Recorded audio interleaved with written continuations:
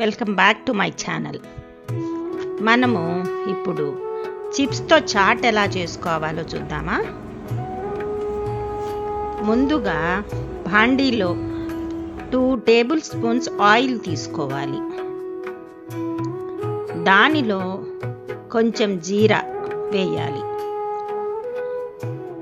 జీరా వేగగానే సన్నగా తొరిగిన ఉల్లిపాయని వేసుకోవాలి. దానిలోనే అల్లం వెల్లుల్లి పేస్ట్ కూడా వేసుకోవాలి. ఉల్లిపాయలు కొంచెం కలర్ మారగానే 2 పచ్చిమిర్చి, 1 టమాటా సన్నగా తరిగింది కూడా వేసుకోవాలి.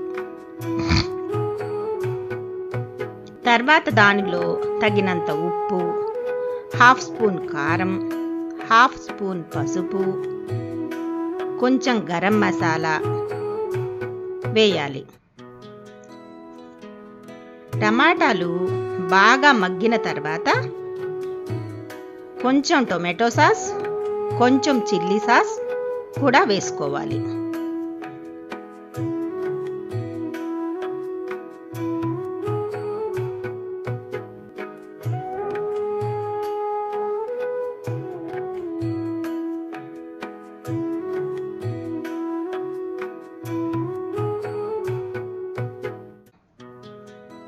తర్వాత చిప్స్ వేసి బాగా కలియబెట్టాలి.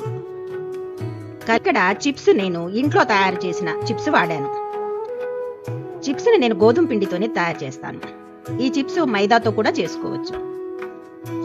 బయట కొన్న చిప్స్ అయినా పర్వాలేదు. ఫస్ట్ టైం నేను ఈ చిప్స్ చాట్ని రామేశ్వరంలో తిన్నాను. తర్వాత దాన్ని ఒకసారి ట్రై చేద్దామని ట్రై చేశాను. కలిపెట్టిన మిశ్రమాన్ని బౌల్లోకి తీసుకొని సన్నగా తొరిగిన కొత్తిమీర వేసి వేడివేడిగా సర్వ్ చేసుకోవాలి. Thank you for watching.